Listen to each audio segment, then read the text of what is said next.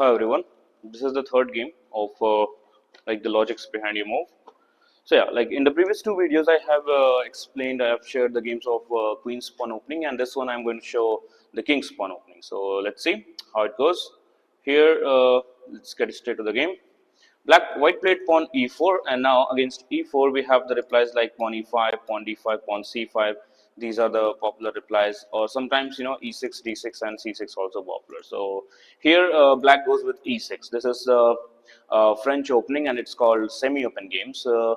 Okay, in semi-open games, what we do, we just simply try to grab the center, because since black is allowing you to take the center, so it makes sense to just grab the center. So white played d4. Now look at this. The two pawns are controlling these four center squares, so it makes sense. Now the idea of playing e6 is just to strike the center by d5. Now here there are options you have, like you want to take the pawn, you want to push the pawn, you want to play knight c3, you want to play knight d2. These are the options that white can go for. White plays knight c3. This is the classical variation of French, and here we have knight f6. And now once the knight f6 comes, um, you can um, you can push the pawn also, forces the knight to go back, or you can play simply first bishop g5 also to pin the knight. Here white simply takes the pawn and he takes back, and now we have bishop g5 pinning the knight.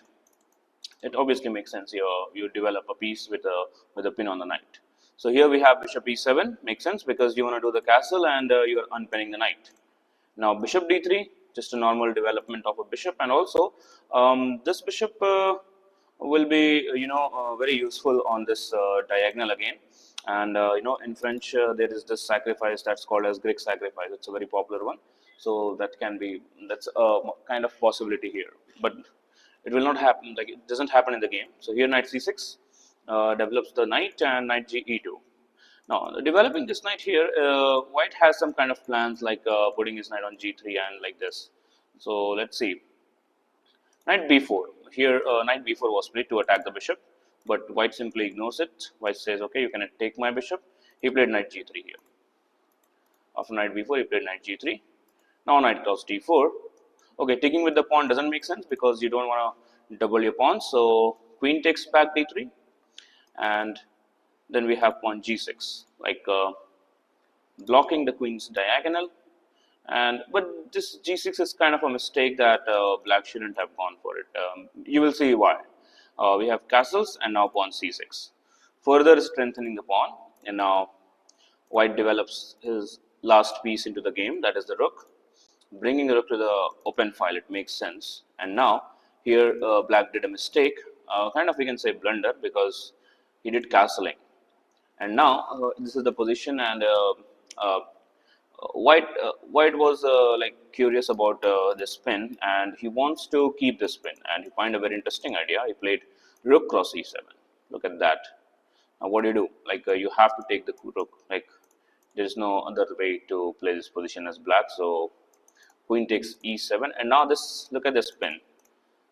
Now the spin remains. It's a again kind of like I have mentioned this thing in the previous videos also. Like when you are pinning a piece, try to exploit the pin. So exploiting the pin means like you want to attack the pin piece. So it makes sense. And here the only way to attack this knight is just playing queen to f3. Now look at that. Two attackers are there. So for defending this thing, black has to play something like king g7, and he goes for it.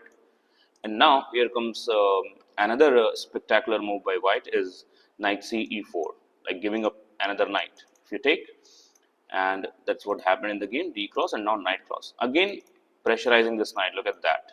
And now you cannot take this knight with the queen, thinking that okay, if queen takes, knight will take back. The problem is, if you take the knight, bishop cross f6 check will come. This is an in-between move. The king has to move, and then we can take the queen for free. So after this thing, this is not possibility. So here, and obviously the threat is, of course, bishop f6 comes with a check and threat on the, like, attack on the queen.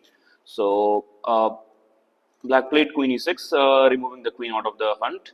And then we have bishop cross f6 check. King has to go back to g8, and now queen to f4. Now everything just simply fall apart. What do you do? Like the queen is going on to like h6, threatening this mate, and it's unstoppable. There's no way to stop this checkmate. The only way to stop the checkmate is to give up your queen, like this. So here black simply resign, and so yeah, that is the third game, and I hope you like this. And I'll be posting one more king's pawn opening again after this one. So yeah,